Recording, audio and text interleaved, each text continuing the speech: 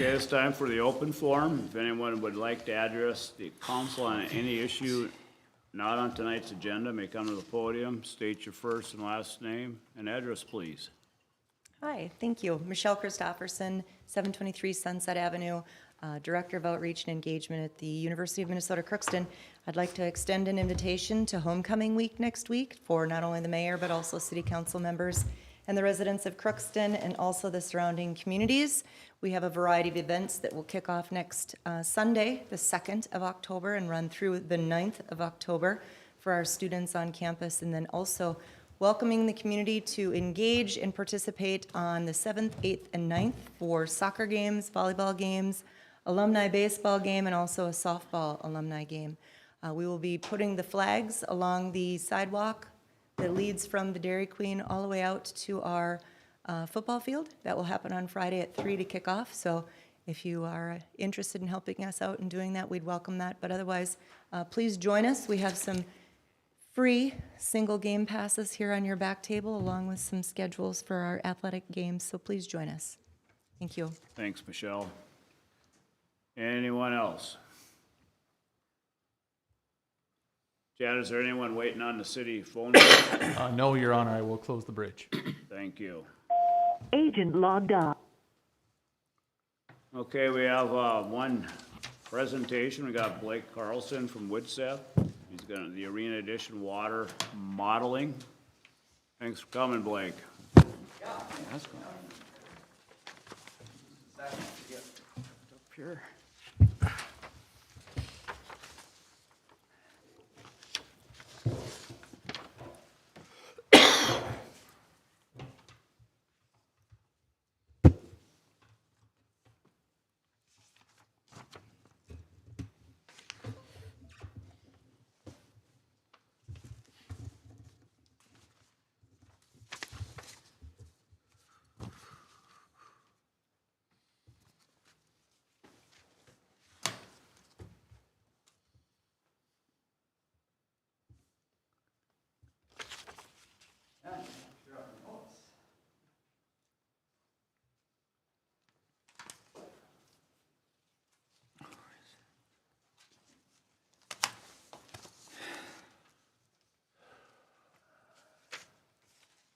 Okay.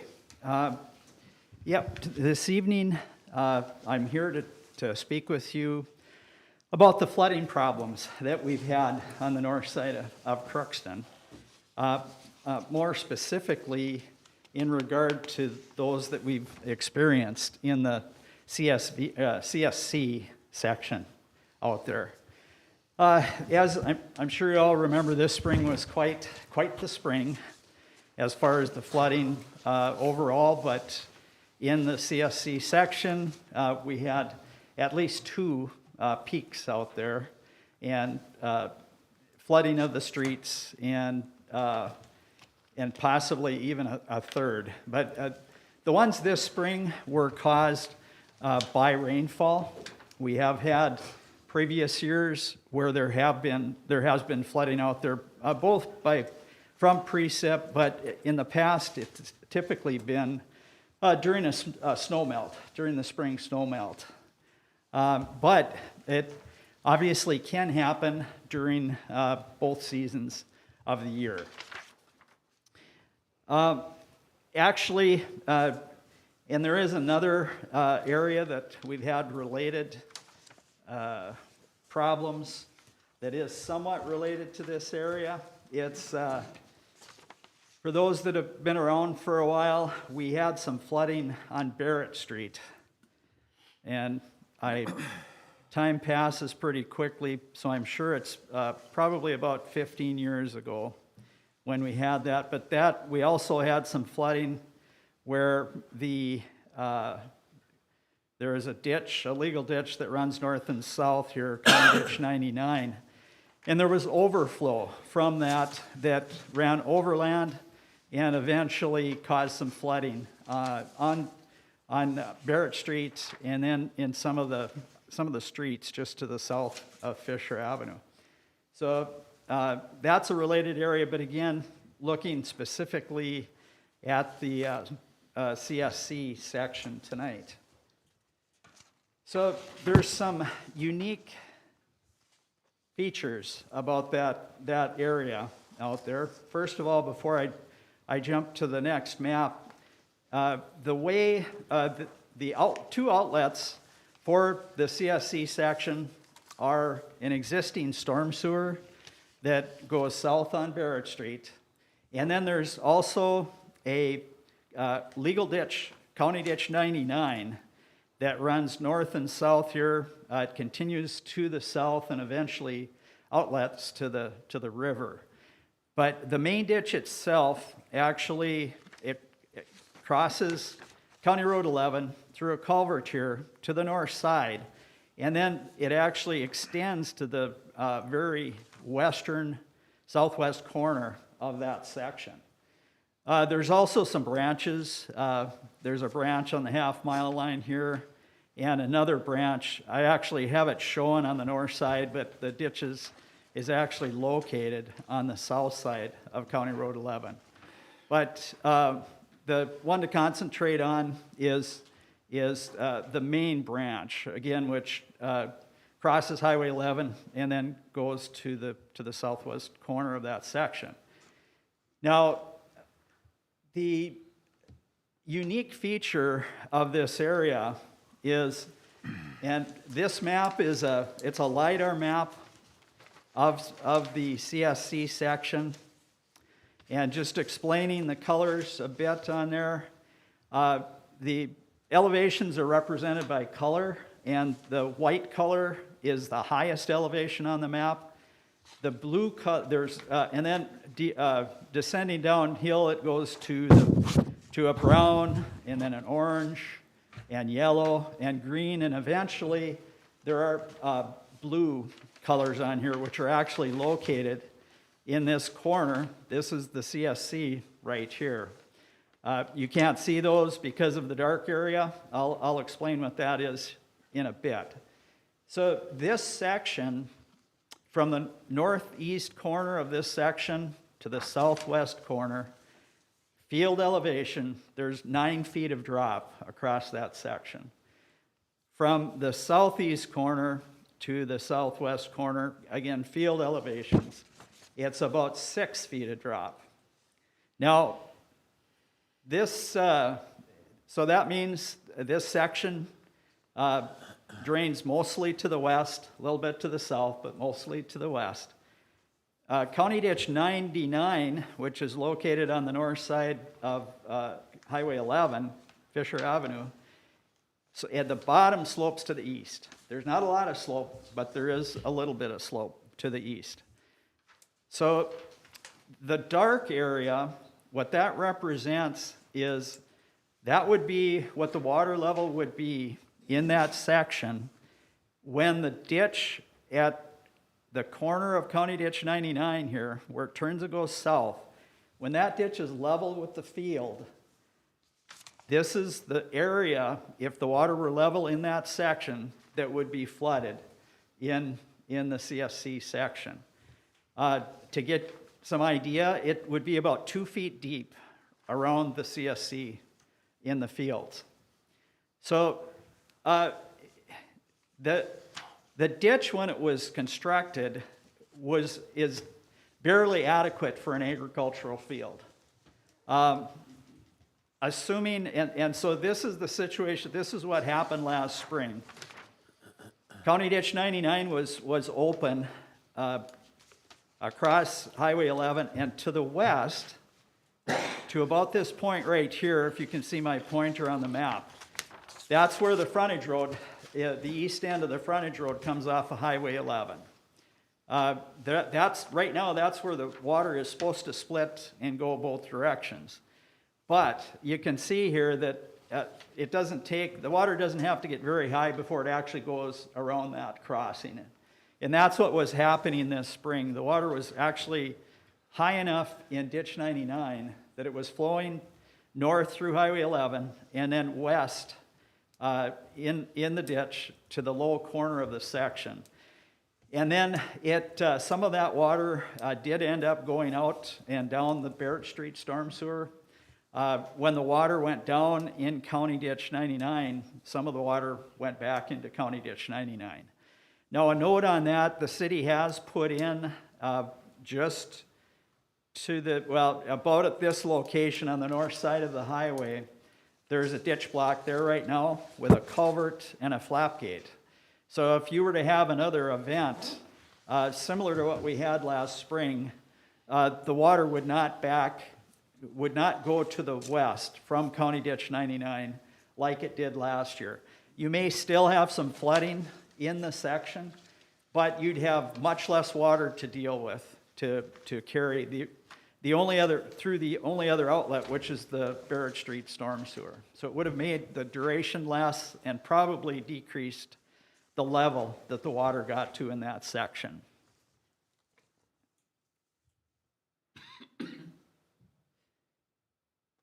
So what's needed to address the flooding out there? The first thing, the most important thing, is to have a plan on how to address the flooding, and there's two aspects of that are needed. The first is in relation to the outlet.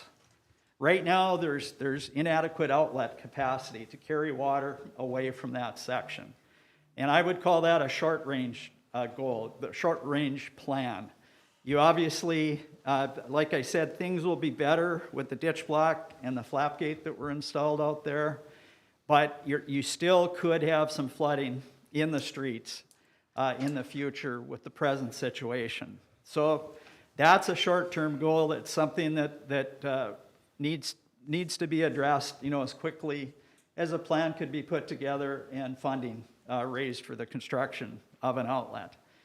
The other part of that would be, and this would be a longer range plan, would be to do some planning for the section, long range, because eventually this section is going to develop. It's going to be houses and businesses. And what happens when you go from an ag field to an urban area, to a city developed area, there's a couple things that happen. Number one, the design standards for an ag field are different than they are for a city. And what I mean by that is when you size an agricultural ditch, you design it, and 24 to 48 hour flooding of the crops is allowable. When you're designing city streets for the design event, flooding of the streets is not allowable for your design event. So you have different standards in that way, and you have another factor that works against you, and that is that when it's an ag field, you've got open ground, a lot of water can infiltrate into the ground. After you've developed it, you've got streets, parking lots, roofs, a lot more water will run off from that area. So you've got two factors working against you. You've got more water to deal with, and you have higher standards to deal with. So back when this was designed as an ag field, County Ditch 99 was adequate. Some would call it barely adequate because of the difference in slope of the field going to the west and the ditch going to the east. But it was acceptable. But when you move into an urban developed area, now you're in a different game, and you have to account for that. So why now? Why are we doing this now? There's several reasons actually for that. Obviously, the flooding we had this spring was a pretty big impetus. And as I said, there's been other historic flooding out there.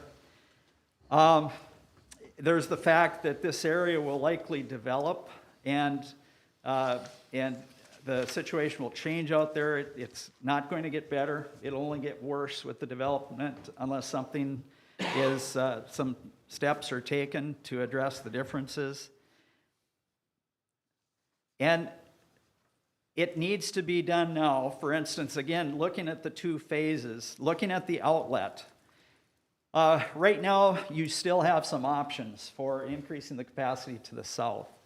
The storm sewer down Barrett, that's pretty much a fixed factor. There's not much you can do with that. You can do an improvement to County Ditch 99 to take some of the flow. And there is one other option potentially going through Bob Herkenoff's land there, going through the ponds, and then some interconnecting pipes between the ponds. That involves tearing up a couple, 2 or 3 blocks of street though, and probably a storm pump station. The point being that right now you have some options. Some of your options have already been taken away because of the development to the south of the CSC section. But you want to get something in place. You want to get a plan in place so that any additional development out there can take into account what you need to do for an outlet. And kind of similar for the plan within the CSC section, the study would also design the trunk lines, which are the main storm sewer lines. If you think of the storm sewer as a tree, the trunk sewer is exactly that. All the branches and smaller branches are all the collector lines that bring it to the trunk line. So you would have a plan for those main ditches to drain that section based on an assumed development of that section. And you need to do that before the development happens, obviously, because some of those pipes, the area's most likely going to develop from the south end to the north end. So you need to have those bigger pipes in place on the south end to provide for that north end when it's eventually developed. A couple other factors that are coming into play here. This ditch goes to a township road about a mile to the south. And the county has a project right now to replace that pipe with a large box pipe. The problem is that it's possible, depending on how that ditch would have to be deepened and or widened, that pipe wouldn't either be big enough or deep enough. So we need to get a plan for if Ditch 99 is going to be a substantial outlet for this area, need to be able to give the county some guidance on the depth and size of that pipe. And then this wouldn't necessarily be a factor for the city project, but the watershed district is doing if anyone's been to the township road, on the south end of this ditch, the ditch is very unstable right now. There's a lot of erosion problems down there. The watershed district presently has a grant and is working on a project to stabilize that channel to the south. And obviously, if this area, the CSC section develops, the amount of flow going down there is going to change. The peak flows will change. And again, it would be very helpful to them to be able to give them the estimated volume and discharge of water that they're going to have to deal with in coming up with a plan to stabilize that channel. And then the last thing is a good thing. The state has a grant program right now that will help pay for the study, to come up with a stormwater study for the project. So just one thing I'll note, just a very rough number just to give you some kind of an idea. As I said, the providing additional capacity as an outlet for this area is the short-term priority for it. You know, it's going to be $1 million to $2 million to do something there. One of the projects, we don't know what it is at this point, but any of those projects that I had mentioned as possibilities or combinations of those, you'll easily be in the $1 million to $2 million range for those projects, just for the construction for the outlet. So tonight I was here mainly to bring you up to speed on what's going on out there. No action is required at this point, but I'd be happy to answer any questions if you have any at this time. So would the easiest route to be make that drainage ditch 99 just larger to handle all the water volume in the events like we had this spring? It's not clear that it is, I Delaney. mean, you can dig a ditch pretty big. Yes. You know, so I would think that however big we made it, it would handle that. So I So, mean, to answer your question, yes, you could dig it deep enough and or wide enough to handle the flow. The question is, for instance, is some type of a line down through Bob Herkenoff's area, would that be less costly to do that? So, and that's where the study would come in, is determining what's the most cost-effective way to accomplish adequate so then drainage. if it went through Bob Herkenoff's property, it would go into the city drain systems then at that point, right? Yeah, it would actually, we'd probably have to go with a line all the way to the river. There's an existing storm sewer pipe that goes down the east side of the Highland softball complex. Okay. By the Highland School. And it would go north, and then once you get to the north side of the school property, that's where we would have to tear up some streets to get to the line that comes across Bob's property. Or which you actually have an easement now, it would actually be city. For not disrupting a lot of people's property and streets or anything, that looks like that drainage ditch out at, that 99 would be the easiest. I mean, I'm just thinking out loud. Right. That wouldn't it's- go, you wouldn't have to go through many people's property then. Right, and there's, the other advantage of doing that is the flooding that I mentioned that happened on Barrett Street. You could, you'd build up, to address that would be putting the material that you take out of the ditch, putting most of it on the west side of the ditch, so basically building a dike on that side of the ditch to keep the water from going into town, because it makes absolutely no sense to let the water from ditch 99 go into town and flood, expensive property. Right. Cause much more damage. But then by doing that on that 99, we still have a problem getting it from the low spot by the CSE to it, correct? I mean, Well- at this point? Probably what it's going to end up doing is, we can easily get the east half of the CSC section to ditch 99. The west half of it, that's the questionable area. So I think if we do get most of that section to go to ditch 99, but there's still going to be some that we'll have to figure out some other solution for. Maybe one of the potential options out here is a detention pond. You can build just a big pond to hold the water temporarily, and then it releases it when the flows go downstream. So it may take some kind of a detention area in that southwest quarter to address that. But all good questions, all things that, In the meantime, before this comes to fruition, what can be done in case this event happens next spring? Can we do some, any type of, blockades or anything like that to prevent that stuff from happening? I mean, I know that really affected the businesses and that apartment complex out there last spring. Yeah.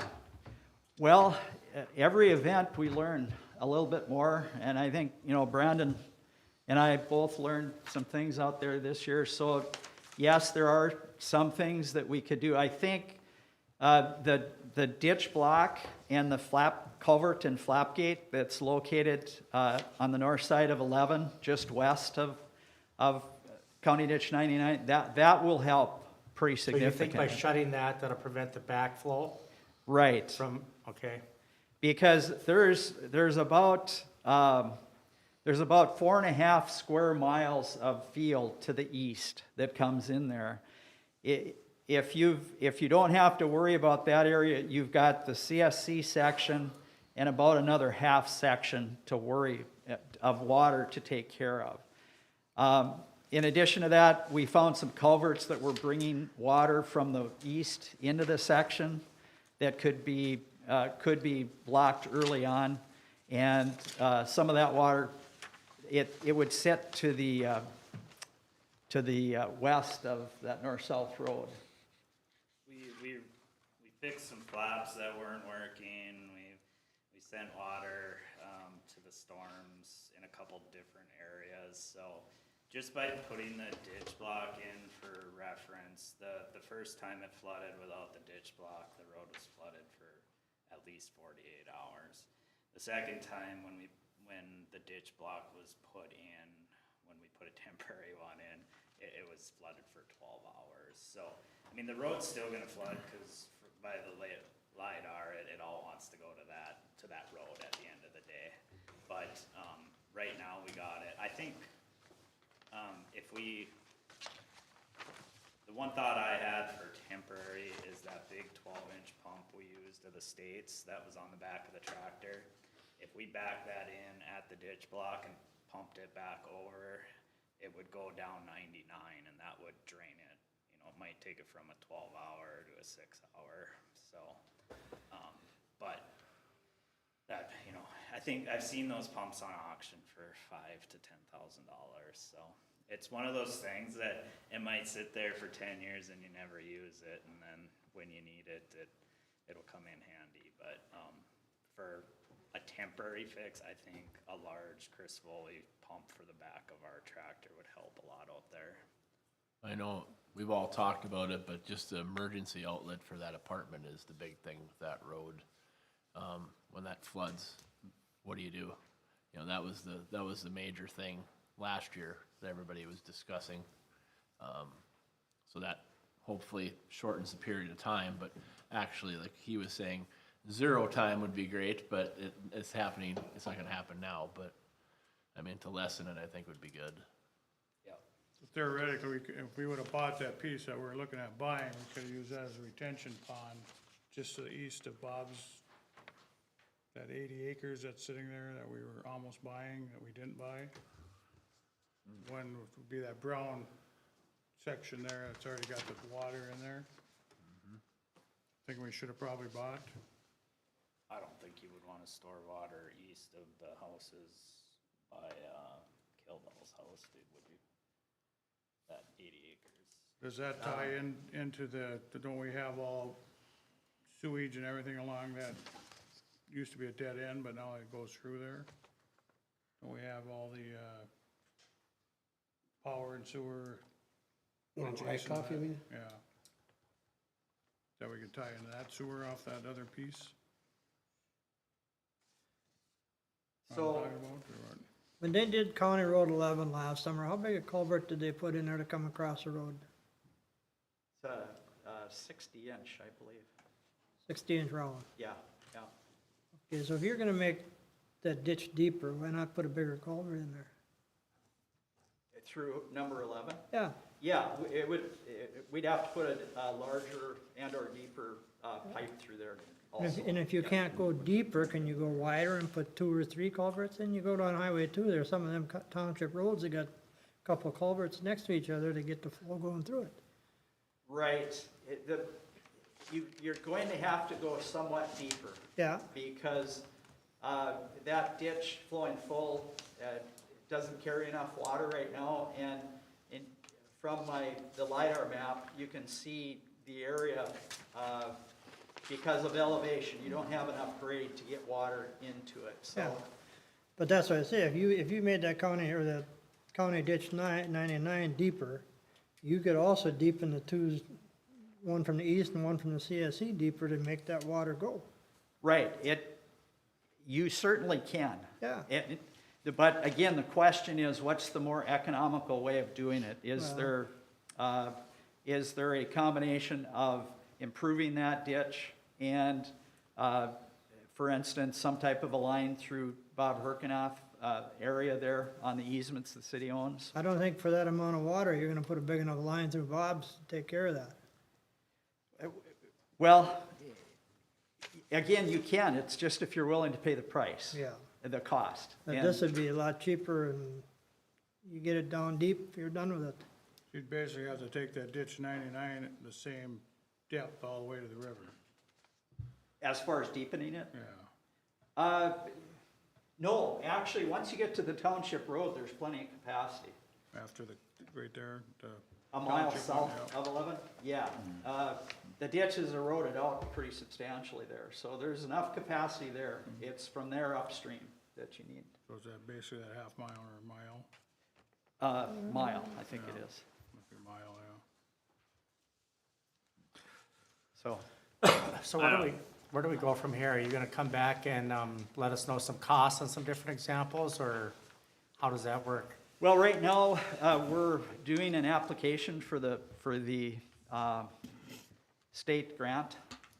And we'll wait to see on that. Actually, I've asked today to see what the timeframes are on that, because we do need to find out, we do need to get some information to the county before the box pipe is put in, and also to the watershed district. But assuming that the grant can be approved here in a quick enough time frame, we would wait for that, and then that will pay for there's probably some cost share on that, but it will pay for the majority of the costs of the study. And then once the study is in place, then you have the plans that you need to know what you're going to put construction plans together from that. So getting the grant application is the next step, and then doing the study. When will you know about the grant application? I'm When will sorry. you have confirmation on the grant application of when that will, if we get that? I asked that question today. I haven't gotten an answer to that yet. Okay. But I can get that to you. Well, there's been 2 projects done on that road, and we still have the same problems. What, is there any guarantee on this? If you do one or of any of those, that it's gonna be guaranteed to work? Are we locked in with Widseth? I mean, as far as you guys hired out to bid this out or to do the exploration? Do we have to have bidding, or how is this all, how did this develop to this point? I mean, is that something we asked them to do, or are you guys just doing this because you know that there's something jiggy there, or? Well, I mean, we've known there's been a problem out there for a long time. And I mean, it's in working with the city and coming up with a plan on how to address it. Because I remember hearing something when the county did that, County Road 11, that they were gonna be putting something in, and that was gonna take care of some of that problem out there. And then they did that, and the first time they had that monsoon out there, well, it was so deep you couldn't get people out of the parking lots over there. So that's what I'm getting at. I mean, is this the absolute way we gotta go? You're talking $1 million to $2 million to try and move some water? Is it because we wanna develop up on top on the north side? That was brought in the picture when we bought this back how many years ago, that was gonna be the development, and why wasn't things like this done then? Or, I guess that's my question. From my conversations with Pat, the storm sewer project got shot down at the time because council decided they didn't want to spend the money on storm sewer out there. Whether it's true or not, that's what I was told, so. Well, I think that's on account of it wasn't gonna be developed at this time, because we were looking at other places to do housing projects. Yeah. And that was kind of the whole thing, like the first set of plans that was ever brought up for that area out there was, once we get the houses and the streets and all that stuff in, the water problems will go away. Well, apparently that ain't gonna happen then either, This is gonna make it worse. Yeah. So, I mean, I think your best bet is dig that ditch deep and let it run. I guess my question is whether we spend 1 million or 3 million out there, is that gonna keep that 60 or 80 acres around the CSC dry for future development? That would be the plan, yes, is to design a system that would adequately drain that area. And, as far as the County Road 11 project, addressing the flooding out there, they changed the direction that the ditches flowed. But beyond that, there was nothing in that project to address this problem. in the CSC section. That other orange line you have there north of County Road 11 that goes north, is that a drainage ditch there too? It's a branch to ditch 99. Okay, yes. so if that one was, if County Road 99 was dug deeper, and if that branch was dug deeper, you would catch most of that water coming across there before it ever got to the CSC in the first place, wouldn't you? Right, and that's where, when I referred to earlier, that we would catch most of the water from the east half of that section and bring it to ditch 99, right? Okay.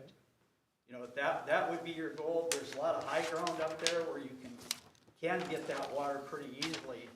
Even right now, if you had additional ditches out there, you could get it, at least a portion of it, into ditch 99 as it exists right now. But you're gonna need bigger culverts across County Road 11. You're gonna need greater capacity, yes, through County Road 11. So Brandon, is that, drainage ditch that goes north, is that the boundary of our city property, do you know, or? Yep, that's, so, we butt up to the east edge of that. So that red line there is the boundary of what we own then, so if we enhance that, that would be basically protecting if we built anything within there, anything within that the city's gonna build on our property currently, right? Yep. And at the end of the day, we basically got a plan to drain that whole field to the east of it too, but it's, just to keep it from coming to the arena. So there was talk about moving, let me think here. Blake, did you mention that some of this water on County Road 11, you wanted to move that east to ditch 99? No? No, Because that's going uphill. right. Anything going east is uphill. Beyond, right, further east you go, yeah, you're bucking more grade, right? So that, the old railroad bed between your place and my place, Crust, is that a storm sewer system that can handle some of that water? If it was directed that way? I believe it's just sanitary down that. Oh, okay, railroad bed. okay. Right. I remember it years ago, but couldn't remember if it was storm or.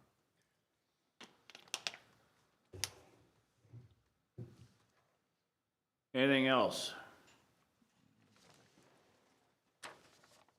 So I guess right now, I'm just hoping that, so the township and the county is gonna work on that section of the ditch next spring, or? Well, the word we have is they're going to postpone it till the spring. The box pipe, Okay, yep. so I'm just hoping, between the watershed and the county is that, they kinda understand our concerns too of what's going around the CSC, so hopefully we can all work together on this. Right, right. And, just so you know, any work done on ditch 99, it's a legal drainage ditch, so you would have to petition that to the watershed district. So at some point, you'll be, we'll have to call the other parties in here to work together on the final solution here, on the construction. So for right now, then you're just applying for this grant to get your study taken care of? Yes, it's a grant to the state, yeah. And then if we get word that we need to get a little bit of work done to figure out where the culvert needs to be for 99, if they plan on doing it this fall and we have to move forward just to make sure it is where we need it, I'll bring a resolution to you guys if need be, so. Yeah, on that township road there, put in plenty big. Put in a couple, three of them. And deep too is the Yeah. other, needs to be deeper, so, Okay. yeah. All right, All right, thank you. thanks for the information, Blake. Yep.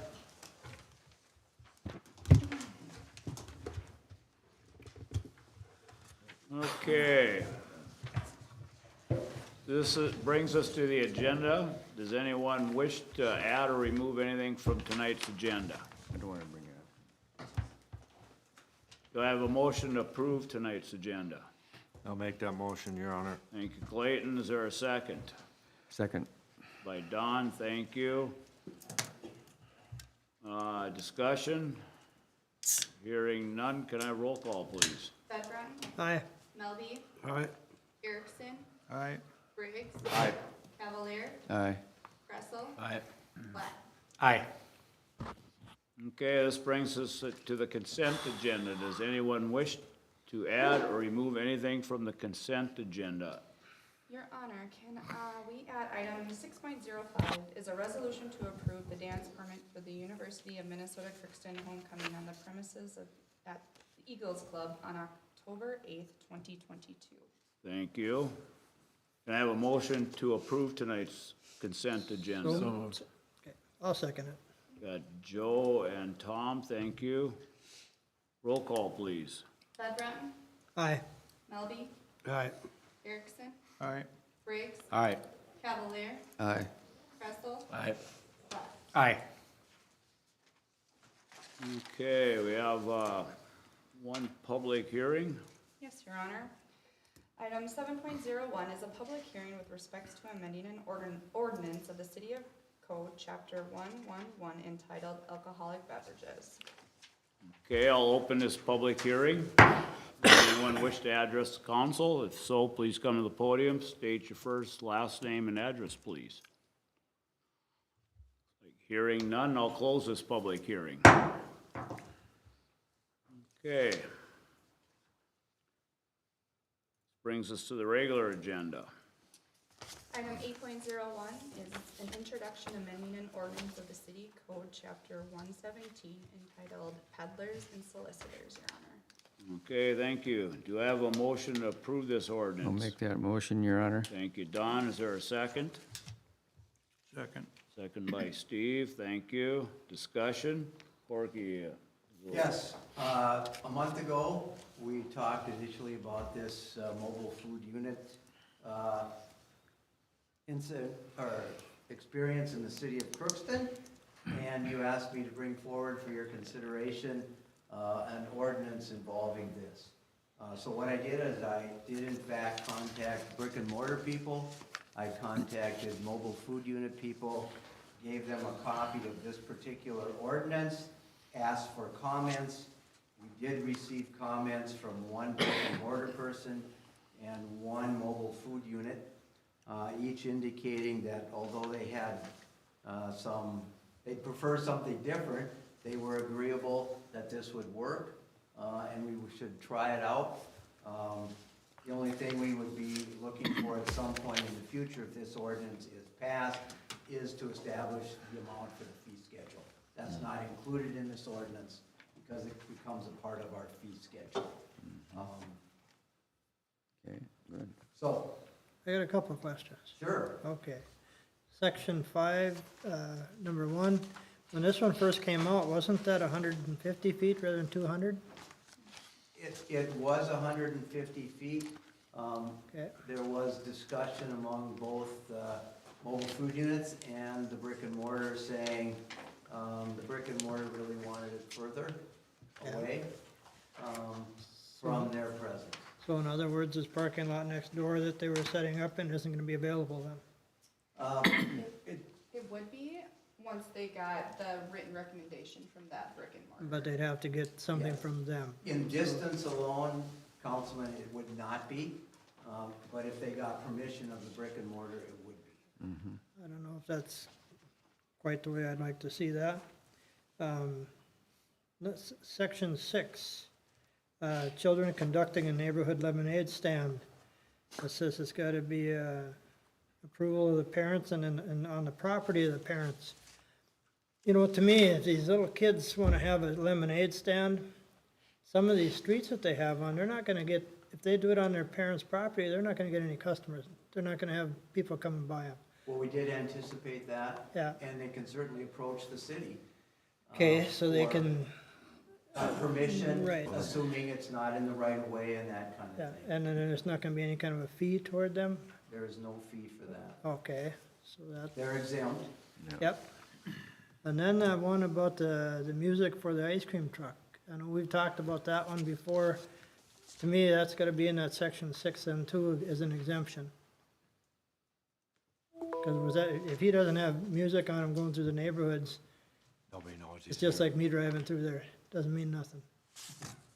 I'm sure if you're driving through, everybody takes notice. I suppose. Well, has there been complaints on that? Pardon me? Has there been complaints on I've it? never heard it. I've heard kids screaming, happy that the truck is coming. Darren, has there been any issue with that? Nothing of concern. Okay, thank you. And that's why we're here tonight, to Yep. get your comments, to see if that is something that you are amenable to. I will tell you that when I consulted a number of ordinances from other communities, they did have that particular section in where it was. Whether we have that particular problem in our community, Yep. if we don't. it's I'd say to certainly- put that in your exemptions, that the ice cream trucks could have music. You need a motion to do that?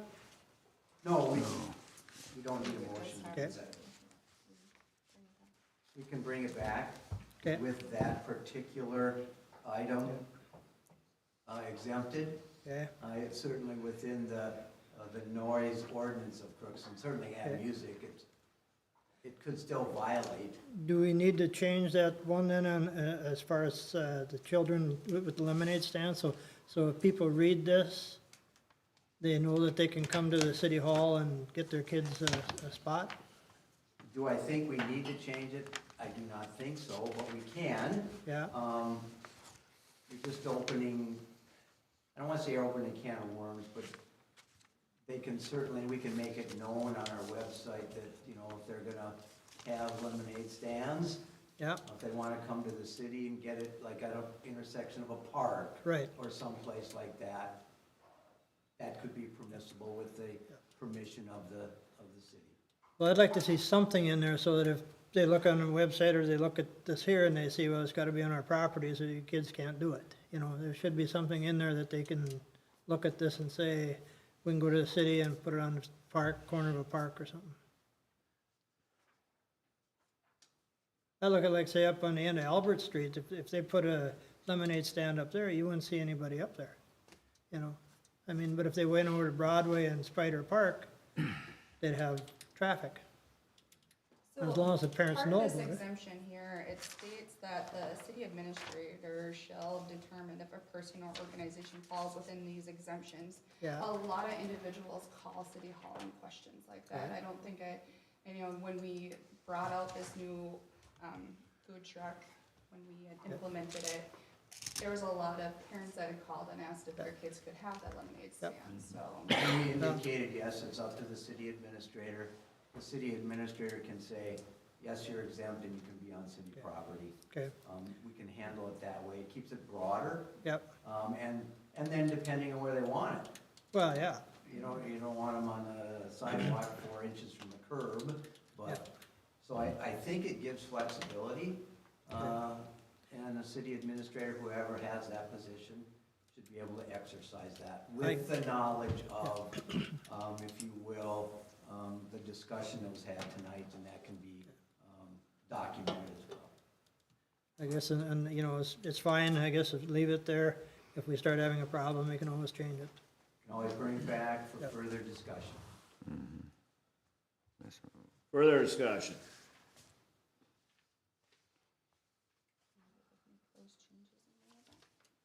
Yeah, we'll bring that back at the next meeting. Okay, With that change that we discussed. Leaving in the exemption for the children, lemonade stands with discretion of the administrator, and then making the change about, that you've suggested. Just Anyway- from my point of view, I'm okay with the 200-foot setback, I guess. If that sounds like that was agreeable between both parties that you talked to. It's probably not, one party wants less, one party wants more, I'm sure, so that's probably a happy medium that we came up with, I would think.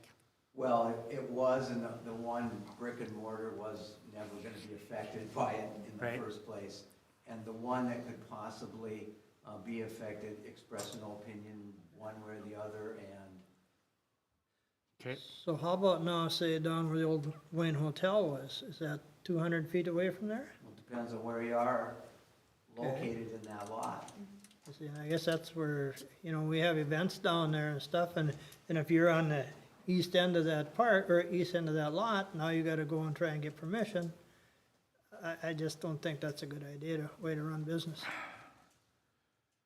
You know, I don't, Well, I think one thing is if you're having an event there, it's another thing if you're just parking a food truck for Yeah. a day or a week.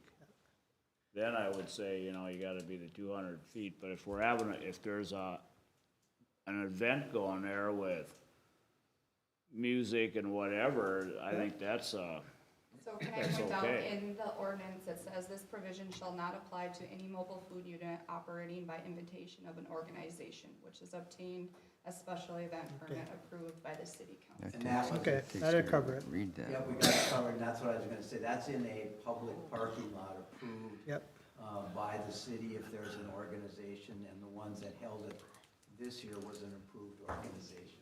okay. this was discussion only, right? We Okay. will bring it back for the All first right. reading. Okay, well, the revised stuff on this ordinance, it will come back. Thank you. Moving on. All right, item 8.02 is an emergency ordinance temporary regulating the sales of edible cannabinoid products. I know I was gonna, products in the city of Crookston. Thank you. Do I have a motion to approve this ordinance? I'll make that motion, Your Honor. Thank you, Clayton. Is there a second? I'll Second. second it. That Don? What I heard? Wayne? Wayne. Thank you. Discussion? Once again, Yes, be busy tonight. good. This was brought to my attention by Councilman Bedbrotten, I would say, 2 weeks ago? Yeah, something like that. He had read about some type of ordinance in the city of Boston. So, I looked at the newspaper, published there, and they had an ordinance very similar to this. So I contacted the city attorney for Boston and asked what this was all about and how it came about, and he said he had nothing to do with it. Rather, the city clerk had published this on her own on behalf of the city of Boston.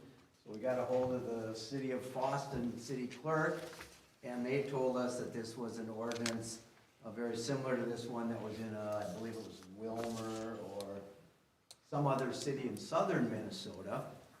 So I asked our city clerk to contact that city and see if we could get a Word document of their proposed ordinance, which we did. And it came back very similar to this. And so Councilman Bedbrotten asked if I would draft an ordinance to bring this before our council tonight. And the two highlighted portions I would like to bring out for you are in section 4, small a. Written notice of the identity of the person or entity conducting the sale of the products and the permanent location of the place of business at which such sales may be made shall first be provided by the city, to the city.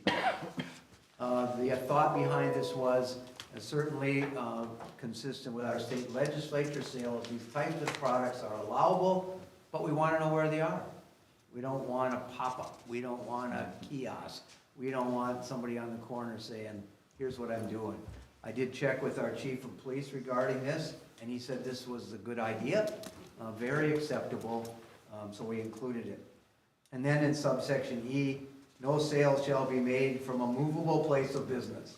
Only fixed location businesses may engage in the sale of an edible cannabinoid product. Again, reiterating what we had in the first section of this, we don't want pop-ups, because we want this to be a business where we can identify where it's done. We want a business where we can do our checks. Certainly at some point in the future, there'll be further ordinances regarding this. And even now, the Department or Bureau of Pharmacy is supposed to be enforcing these, and they just said, we don't have the person power to even be thinking about this. So we can do spot checks, we can do those kind of things, because we know where they are. So that is the reason for this ordinance. Does anybody have questions about it? Yeah, but, when do we implement the fee structure on this? That's, if you look in section 7, we're given 181 days. to Is there come any up with particular reason why we're waiting that long to, Because there is no guidance on it, quite frankly. but can't we throw a number out there to, I mean, we're looking at 25% levy, I mean, every dime that we can get, and, you know, if you don't want 100 of these coming in, you put a fee structure on it, and I know Mr. Reitmeyer was here, he was all for throwing a fee on there, 2, 3, whatever, right? Whatever it is, the number is, but. Well, I gave this ordinance to Mr. Reitmeyer, asked for his comments, there were none. I think we can put a number in there. I mean, But I'm just curious why the 121 for the time frame?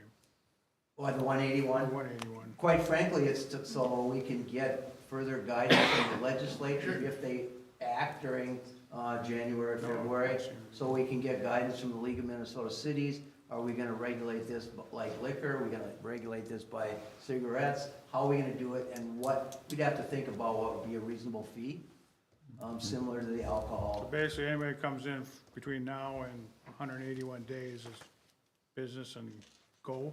Yes, as long as they tell us where they are and it's a permanent residence. After thing, okay. So what's a liquor license cost? It depends on what kind you get, the length, the duration. It can be anywhere from, how much?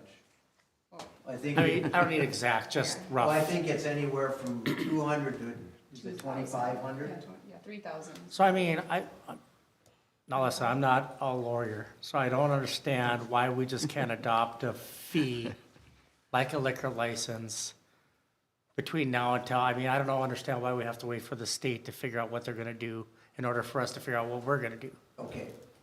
No, we don't have to. The reason I'm suggesting is we have to have some rational basis for the number we pick. Well, there's not a rational basis for them doing what they're doing, so why are they expecting rationale back? Two rights don't, two Well, wrongs don't make so a I mean, right. like, so maybe we pick and say, hey, let's make it similar to a liquor license and start running with it, and then maybe other cities would say, well, that sounds good, and then now we have a basis. So we're setting the I mean, I just basis look instead at, of, if we're gonna do spot checks ourselves, you know, we gotta have some income coming out of this. Yeah. Because they are gonna take their time and effort to do that, and, I mean, I don't think So the I- state's gonna have, who knows when they're gonna come up with a way they're gonna spot check or whatever, so if our local PD's gotta do spot checks on their own, and it takes time, I think we have to have some so if kind of fee they, on I it. mean, I would like to see if they apply, we just come up with a fee. Okay, but you gotta remember, Delane, okay, right now, we do compliance checks for cigarettes. Cigarettes, the fee for that is $100, I believe, right? Liquor, whole lot bigger business. We do compliance checks and probably have a little bit more of, problems with. And that's, like you said, from anywhere from $200 to $3,000, depending on if you're a club or if you have private, if you have on sale, off sale. So what we're saying is can't we just see for a little bit, it's not gonna break you if you don't get $200 out of John Reitmeyer. Well, right, but- And we don't know, how many you're gonna be applying for, how many people will be applying. But right You now we could got make that one, to so a- To a point of saying you can only have 10 outlets, who cares? Whatever, but why not wait and see where we're going with this? Maybe we're really making a whole lot more out of it than what we need to, and it might not take much more than just a piece of paper to get the name and address and 2 compliance checks. I mean, let's kind of fit into it, I think. I guess we're guessing if you go $500 right away, I mean, okay, tell me why $500? Well, why zero? Because we don't know what it's costing us yet. But, You know it's gonna cost you. right, so zero, if you know it's gonna cost you, then zero's not the answer. I don't think 181 days is gonna really make or break the bank on what we do. So I think- basically, if they have it, say they're open right now, in 181 days, we throw a fee on there, they have to pay that fee that, if they're open already? Or are they grandfathered in? No, they're No. not, because this isn't passed. Okay. So at present, there is no fee or it's not been established. We certainly can look at establishing a fee, the way to do it, and we can do some research on that. There are no communities that I'm aware of at this point that have a fee, but So if we have a fee, then East Grand Forks will say, hey, Crooks has got a fee, so that's, they set precedent, so let's. Well, and I I'm mean- not saying no, just Right. understand, we are breaking new ground, we Right. you have to do some research to figure that out, and that's fine. Well, we have one person in town, so the labor intensiveness of Well, the there's more compliance than on one one that are selling person that stuff, is. isn't there? Not that we're aware of, but certainly there are I thought I saw suggestions that some in there's the- more than one. I thought I saw some in the off sale at Crooks. I heard that, but I don't know. I went in there just as an experiment. Well, you know, I heard how do AC, I heard AC Yeah. Motors also is selling it. How do I say, if you wanna put a fee on it, we have no idea what their sales are, whatever, set it $50. Good I have enough. no trouble with a small fee even, I just. Pardon me? I guess my thing is like, you know, I'm all for what they have here, this Yeah. is great, but like I said, you know, start out at $50, Yeah. $50. You can I always don't raise think it. one of them that's selling it is gonna complain about paying the $50. Yeah. I know when John was here, he's like, yeah, go ahead and implement a fee. You know, that only makes sense, I mean, we're selling product, whatever. I it's would gotta think be it right. shouldn't be any less than selling cigarettes. Well, the deal is, if you said, let's say $50, and we finally get our ducks in a row and do this right, and okay, all of a sudden, we're gonna go back and say your fee is gonna be 500, they're gonna go, how can you go from 50 to 500? I don't think it'd go How up to can you go from 500. 0 to 500? I mean, that'd be a Here's what I big, would now, suggest. now we're $50 closer. Here's what I would suggest we do. If you wish, you can direct me to do some research regarding how to establish a fee if we can, how we do it, what's an appropriate amount. It will take some work. We'll contact some other cities. I'll contact the League of Minnesota Cities, talk with them about it, and we can bring it back for action initially, or you can pass this, and then we come back and we have to amend it, whatever you choose to do. I mean, I'd I'm like fine to see us passing adopt this. this, just because we want to get the names, I think, of the people who's doing it. We pass this and go down the road and do homework and come back when you got something. And then this can be also part of that fee schedule that we talked about with the previous ordinance as well, so we can work on that. And we will be working on the fee schedule, really to revamp it or to analyze each one, because we have a number of outdated fees. Yeah. And some fees that we don't even charge, and some we don't charge for, so we can work on the fee schedule itself. Let's do that. Okay, further discussion? Hearing none, can I have roll call, please? Van Bratton, Aye. Melby, All right. Erickson, All right, Briggs, Aye. Cavalier, Aye. Kressel, I, Platt. Aye. Okay, motion carries.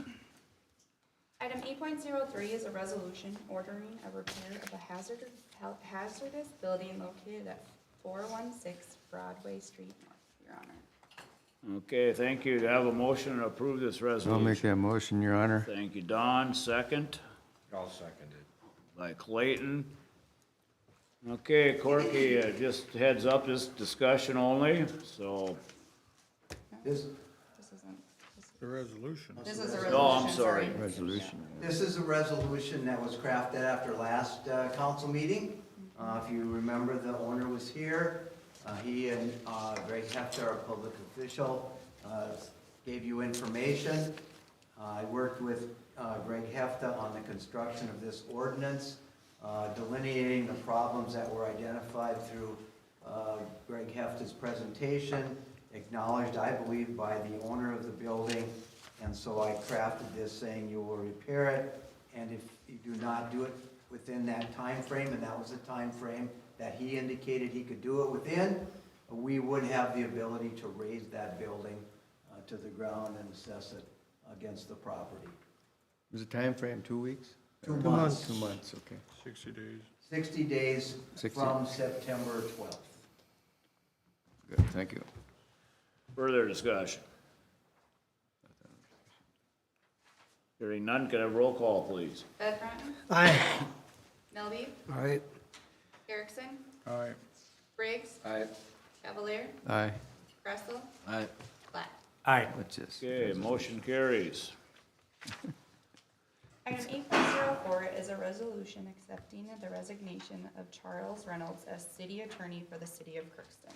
Thank you. Do I have a motion to approve this resolution? So moved. Thank you, Joe. Is there a second? Second. Second by Don. Discussion. Corky, please. Well, as you know, I've been the city attorney. I've worked for the city since 1978 as either a prosecuting attorney, negotiating attorney, being the city attorney, and it's been enjoyable. But I have come to recognize that as city administrator, you need to dedicate 190% of your time to that job alone. So I am tendering my resignation as city attorney effective October 1st, 12:01 a.m. And that will afford me the opportunity to act as a full-time city administrator, if that's your wishes. But I will continue, I believe, to use the legal analysis, the skills that I have as carrying out the job of city administrator. And I think that benefits both the city council and myself, and if you choose to appoint Tanner Holton, will benefit him as well. Is that, what year is that, then? October 21st? 2022, this year. October 1st, 2022. So it's fairly immediate. Wow. Okay, further discussion. Hearing none, can I have roll call, please? Van Brunton, Aye. Meldy. Aye. Erickson, All right, Briggs, Aye. Cavalier, Aye. Gressel, Aye. Black. Aye. Okay, motion carries. Item 8.05 is a resolution to designate Tanner Holton as the city attorney for the city of Crookston. Thank you. Do I have a motion to approve this I'll resolution? make So that moved. motion, Your Honor. A second. Got Clayton and Delane. Discussion? Tanner Holton is a partner now in the firm of Harbut, Knudsen, Larson, and Holton. He took over my partnership, and I came to work for the city. He has worked with me, he has worked for the city. He has been a prosecuting attorney. He and I have worked on projects since my appointment as interim city administrator. He has integrity, he has the desire, and he is a good, solid attorney who I think will represent the city very well in that capacity. Like when you started as our city attorney and stuff, you came to all the meetings. Is he gonna do that same thing, or? That's completely up to you. It's a little bit different situation. I've told him that he does not need to come because of my kind of unique position of being a lawyer, and if we need him, we can contact him, but if you wish him to be here, he sure can be and will be. I think, you know, as needed, if we need Yeah. him here. Yeah. I mean, he's young, married, he's got young kids at home, you know, so. And we have a very good communication relationship. It's only across the street. You can actually make it there in 30 seconds if you really run. Yeah. So, Is he, can we, put him on the email distribution list for the, is he already on there? Will he be on there? for what? The email distribution for the agenda? He sure can be. Sure can I mean, I be. think maybe it might be a good idea that if he sees something on there that he says, oh, maybe I should check in on this meeting and. Sure, that's fine, and I do talk with him in person and on the phone and regularly, so that would be fine. And So would it be something to maybe like have them quarterly, just stop in, or? whatever you all desire, we sure can do I that. think as needed, it's probably gonna be more why would than, we more need than to pay quarterly. him to but- come Well, here correct- when we have Correct me if I'm, our ex-attorney sitting right here? Yeah. right, well, I mean, I'm thinking even after Corky leaves, but I mean, correct me if I'm wrong, when he attends our meeting, is that billable hours? Yes, it is. So for those of you that are very concerned about attorney fees over the last years, I would think that's something that we would not want. And I can just expound on that. I'm retaining my license to practice law. Yeah. I will use that ability as the city administrator. And it's almost like we have an arm of the law firm here, but we do communicate very well. And part of the thing that can happen is, I know you're acutely aware of attorney fees. In my capacity as city administrator, using analysis to negotiate contracts, to draft resolutions, to do those type, I'm not charging by the hour. Okay? Things that need attention, Tanner will be more than capable of working in unison or on his own. Yep. So I just bring that up.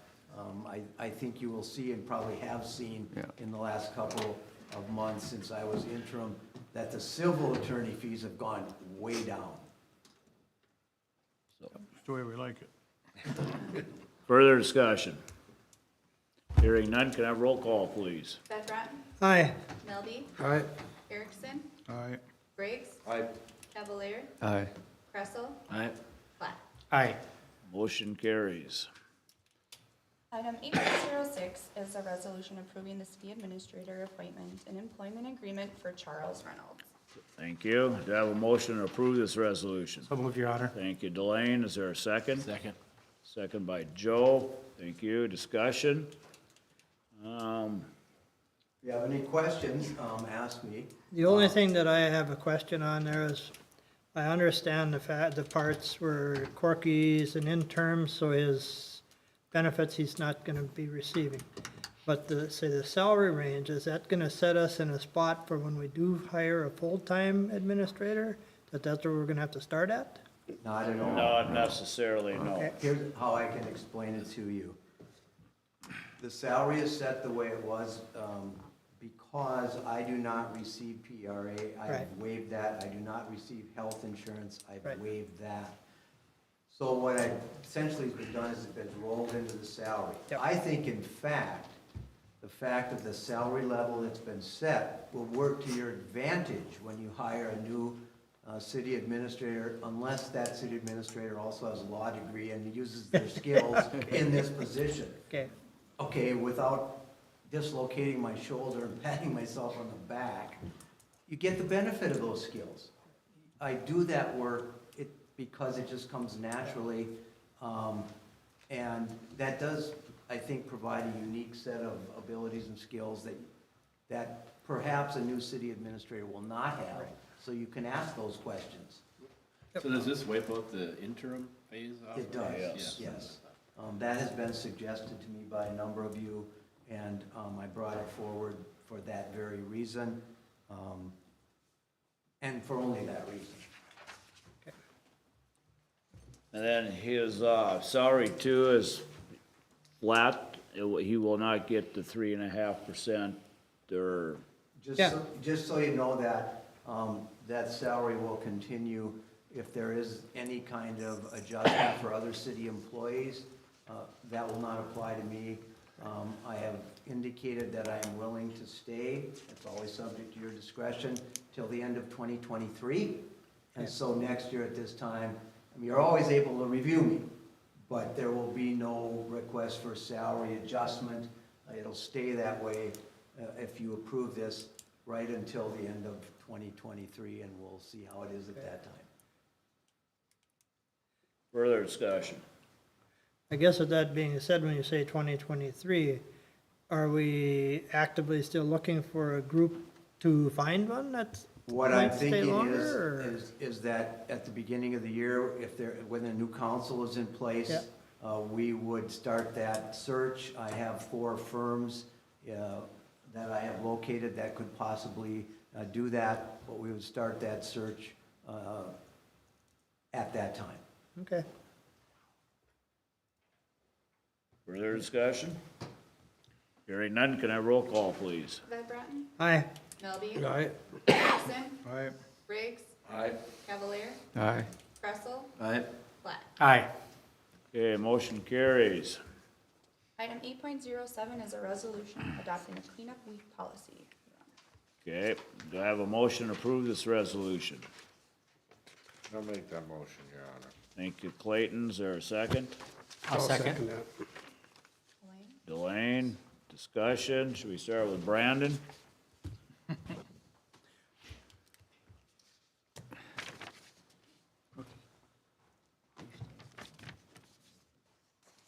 This is just a follow-up to last year's cleanup week discussion.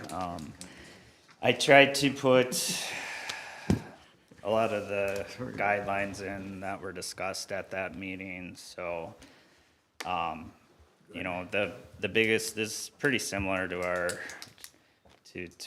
original, cleanup week. We didn't have a policy, but there was an advertisement, but, there's just definitions on quantities of each, acceptable debris, and then, I removed the leaf and branch cleanup from the cleanup week, and we're going to do that most likely on the final branch cleanup week of the year. We'll collect branches and yard waste at that time. The reason I did that is we're down to one garbage truck. We used to use our old garbage truck for the leaves and yard waste, and we don't have that option anymore, so, at least for now. Is that permanently down, that truck, or? That one, yeah, that one went to the scrapyard, cause it was so rotten, it couldn't get DOT'd anymore. One thing I noticed in here, when I look at the garbage bags that I buy, they're always 39 gallon. You've only got a 35 in here. I guess I've never looked for a 35. Okay, yeah, I looked at other cities' policies, and that was consistent with other cities' policies, you know? If it's a 39 and not a 35, Yeah, nobody's gonna know the you know, difference, but I mean. Yeah, I mean, we'll use our discretion. Yeah. So what's the big changes in this policy that address the issues we had? It's just defining how much household garbage they could have. You know, last year we did a 2-compartment limit on the back of the truck, and the guys estimated that was about 35 gallon bags. So it's just better definition. You know, we're limiting it to 2 appliances, the furniture items of 3, 4 mattresses. And then the demo bypass piles, really the only way to define that is by a dimension. So we did a 15 foot long by 4 foot wide, which is a typical width of the grass on the boulevard, by 3 feet high. Isn't it that you're just kind of trying to get away from them pictures that you had last? We're just trying to get away from a full front yard and a full house cleaning. Right. I mean, I think the intentions of cleanup week are for a single household dwelling to clean out their junk for the year, not for a landlord to clean out an entire household's debris. Yep. And, you know, the last note is, you know, there was a lot of conversations about trying to keep people from digging through the garbage as much as we could. That's why I shortened it to 24 hours prior. It's really the only effect we can have on people. You know, talking to Darren, you know, if they're tearing bags open and they're throwing garbage all over the place, we could pursue some littering charges, but it's really hard for Darren to enforce anything, so. And then you gotta know, if you have say a 48-hour one, of course, they're gonna cheat and go a couple days earlier, well, then you can get cats and everything ripping bags open, and I think that's right, 24 hours would be. Well, I can see that on garbage, but on, you know, on demolition and stuff, if my kids are home on the weekend and can help me, and we're gonna put all this crap out on the yard, and they don't pick up in our neighborhood till Friday, you know, maybe a call or I don't know, but that, to me, if that's the only opportunity I got, now what do I do? Haul it to the dump. Get a pickup. No. I don't have a truck. That's why I got the kids coming over and we're putting it on the They all curb, got vehicles. you know? Well, I think the city I'll call you up. The You've city got does a extra. pretty good job though too of going around. I think if somebody gave them a call and saying, I'm gonna have a pile, you guys have came around to other areas, not just the area you're doing, and picked up. I have seen that before too, so. Yeah, I mean, they typically used to go out a couple days prior to cleanup week. I'm trying to get away from that because we were kind of encouraging what we were what the policy was trying to stop. So, I mean, this is what I could come up with that I felt would be the most reasonable and the easiest to enforce. You know, at the end of the day, we're asking people to not put if you keep the debris on your private property, then you can keep people from digging through it. So, you know, if a solution for a homeowner was on the weekend to put it on their property, right on the house side of the sidewalk, and then just carry it across the sidewalk the night before, you know, that would be a reasonable. That's kind of where I was going with that. Because then if it's on your property and somebody is digging through your property, you can ask them to leave. As soon as it goes out onto the right of way, it's in limbo land and nobody really owns it anymore. Fair game. Can we get this on Channel 3 and own Yep. as much as possible? Just Yep, so- and that's why we got it on today. It's gonna be advertised, it's gonna be on Facebook, it'll be on KROX, it'll be in the Times, we'll advertise the heck out of it. What was the date again? Last full week in October. Didn't they also used to put that in the fund finder or something? There was a page of things to do or people to call I or don't think we have a whatever fund on the fund finder anymore. finder. That's online It's too. digital. Yeah, for those guys that do that. You'd be a terrible. Okay, thanks, Brandon. Thanks. Any further discussion? Have roll call, please. Ed Brenton, Aye. Melby. Aye. Erickson, Aye. Briggs, Aye. Cavalier, Aye. Kressel, Aye. Black. Aye. Okay, motion carries. Item 8.08 is to discuss and establish the preliminary levy. Thank you. We need a motion. I'm sorry. We need a Well, after motion. we talk about it. We Okay, talk about it. so this is hopefully, well, this has to be our last and final discussion prior to the preliminary levy setting. First of all, I want to tell you some information about the LGA program. Some of you had questions about how our reserves or fund balances, whatever term you want to use, affect our potential for LGA. It does not, period. We have City of LGA program, Minnesota House Research informational packet that basically says this program has existed since 1972. So some of you had questions about, could it be cut off? Could it be terminated? How long has it been going on? Well, it's existed since 1972. And there have been some retroactive cuts in 5 of the years, but they were very minimal sums for us. In 2003, 8, 9, 10, and 11, we received less LGA funding than we did the year before. But the program itself was not eliminated. The current program uses a formula, and basically for us, we are a city of medium size, between 2,500 and 10,000. And here's what they look at. Percent of housing built before 1940. We have significant numbers. Household size. Population decline from the city's peak population in the last 40 years. We've had a decline. Sparsity adjustment for cities with a population density less than 30 per square mile. We do not have that. But the LGA program is not affected by the reserve which any city has. Okay. Any questions on that? You wanted clarification? Okay, so now we come to the question of the night, of course. What should we set our levy at?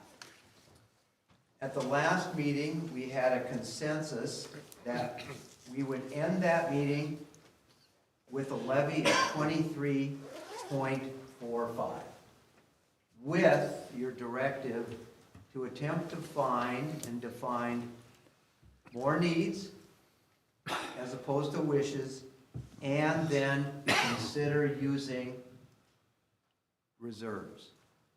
So with the help of each department head and our finance director, we came up with some suggestions for you.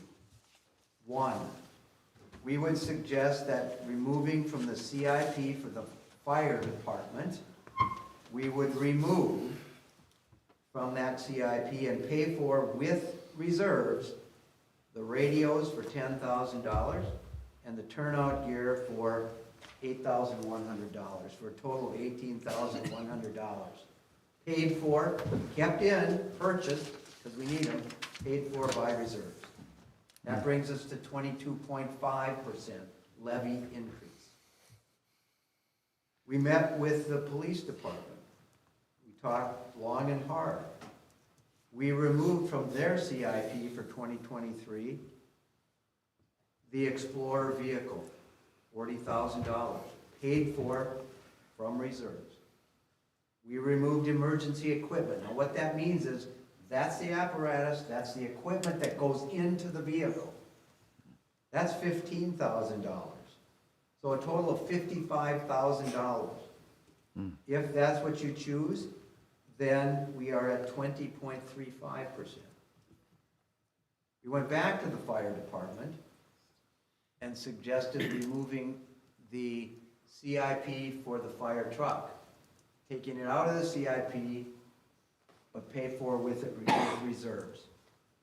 That brings us to 18.15%. What was the amount on that? 18. $55,000. Your annual, that's your truck fund.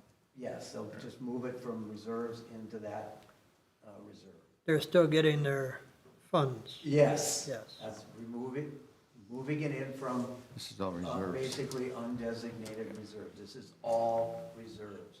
We were hard pressed to identify anything that was remaining after last meeting as a wish. So, I wanted to tell you what that means in terms of actual impact on taxpayers. So I took 18%, because this is 18.15. Levy increase of 18% means to the taxpayer a 3.817 increase on the tax that is payable to the city only. So what they paid last year, and I did some calculations just as examples for you. If you have a home worth $100,000, you pay $459.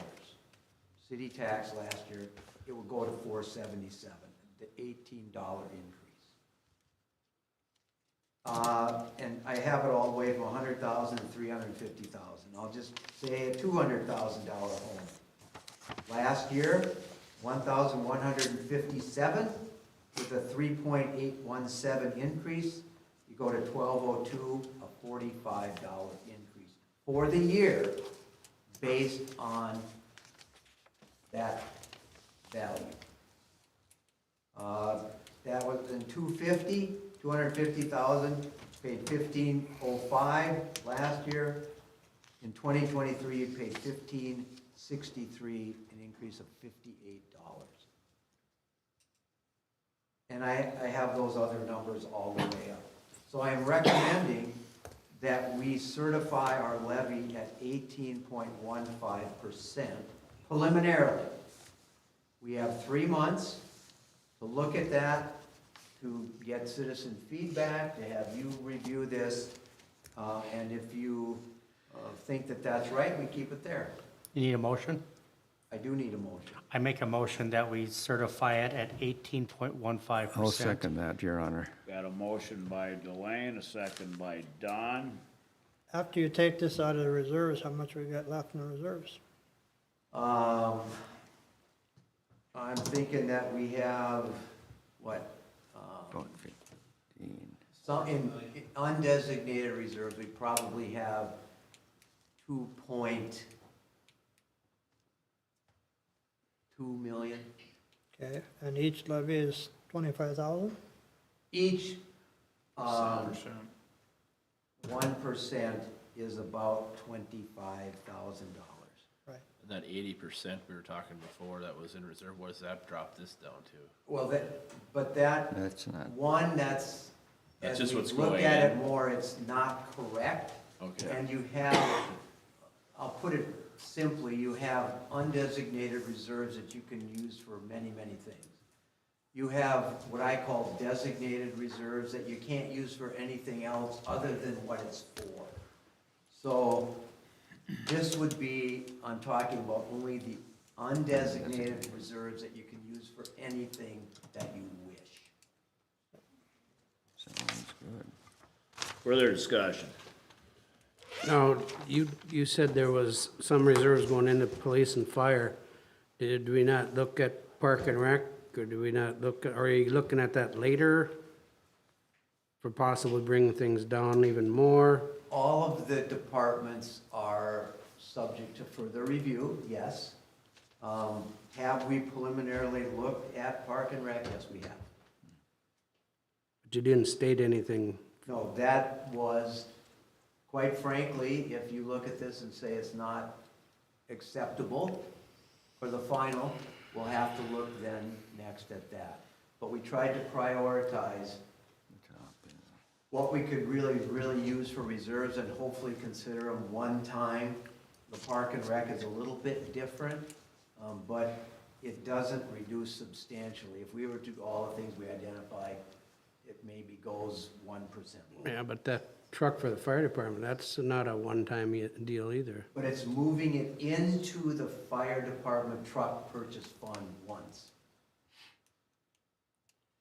And it's there. Not a shell game. It'll be there. What Yes, was the ma'am. total you took then? You got 150, what's the total? You got 55 Well, you fire, got 18,100, you got 55 and 55, so you got 110, plus you got 128, 100. $128,100 from reserves. yeah, like, so I think we can do better than that. I just think, Well, listen, this is what this city has done year after year after year. We have to stop kicking the can down the road on some of this stuff. We have to We go can through. go We just deeper can't in say, reserves than this. I want our taxes lower. We're I'm only, not saying that. I'm saying we need to look at reserve. We're at 88%. We're taking out peanuts out of 2.2 million. Now, No. it's not 88%, and Wow, again, whatever. there are some designated, I'll call them designated reserves. That goes into your reserve fund. These are undesignated. These are Undesignated. things that can be used for anything. I get that, but at the end of the day, if you look at the reserves, when we took out there last year, at the beginning of the year, and you looked at the reserves at the end of the year, they never went down, because you are making money on that money. And it's one of those things that we keep on taxing, and taxing, and taxing, and we're sitting too flush. And I have a hard time with it. We may be in the position that you think is bad, but you look at, we are debt-free city. We are the one of the few in the whole state of Minnesota, It's not bad. because we have been that lean. We're not taking anything off. What I'm saying is, we gotta look at, okay, let's take another 50,000 out of reserves, if we can find it, or 100,000, or whatever. That brings it down another 4%. so I That's hear what what I'm you're saying. saying. I'm So not saying cut anything. I'm saying, let's do it. I would agree. Is there a number that we can come up with that, okay, we taxed our citizens this much, and we, at the end of the year, when everything is flush, we come up with a number that says, okay, we overtaxed the citizens of Crookston based on our budgets this amount. Can we then automatically take that amount from our general fund and then start with that as an income revenue to start off the next budget year? No, they can't do that. This is gonna be a little lengthy answer, but bottom line is, yes, we can yes, do that. Can do that. This is only a preliminary. And the reason it's important to understand that is, whatever you set tonight, you can always go down from. Right. But you cannot go up. And we hear that every year, and Well, it's the I- same and I- every year. Yeah, but I would just as soon see it go down right now and stay there rather than this year, because We've Other done- years, it's waited till the last minute and then, oh, well, this is what we got. Oh, we've done that in the past too, where we decided, let's go, 5% levy increase, and then we got a council member that goes, well, let's go 4.5, and everybody agrees. Yep. And And we that's were why, all, and that's why our city is in the shape that it's in. I don't believe that. We are, we're in tough shape. Our infrastructure's in tough shape and our buildings are in tough shape because everybody throughout the past has said, okay, 5 doesn't sound good, 4 will make me sleep better tonight, but the rest of our city goes to heck in the meantime. Now, I might indicate that I think this year is different for a number of reasons. One, you're getting more data on budget status every month, so you're gonna keep an eye on it. You're gonna watch that. 2, we have projected utility increases of 40%. We can watch that through the remaining part. We got 1/4 of the year left. And believe me, knowing you all as I think I do, we're gonna be chewing on this every month, and that's fine. So to set it here with the understanding that it can go lower, you're gonna bring that up, you're all gonna bring that up, and we're gonna be able to track where we are in terms of the fund balance that you say exists each year, and that's been true. And we're gonna be able to track utility costs better. We're gonna have a real good idea come our public hearing on this budget on December 12th. We're gonna have a good idea in November where we're at. And at that time, you'll have a real recognition of, do we really have that money that we think we had to move into the next year? I guess I do agree with Steve to a point that I don't necessarily think our reserves need to grow. So I think if we figure out a way to just, if we collect more money than we did like the 1 year, then that should be brought to the next year out of the reserves. And I am of the opinion of the same thing. If you levy, you're telling your taxpayers you need that money to give them basic services, roads, parks, administration. That's what you're telling them. So you should spend that money to do those things. That's, that's the other problem with this, is that if we go 15 or whatever percent it goes, we're not increasing our road repairs, we're not doing a lot of what they want either.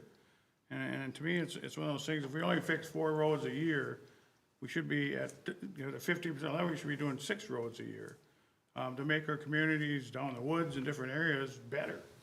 And we're not doing that. We're not doing anything more than we normally do, and that's wrong.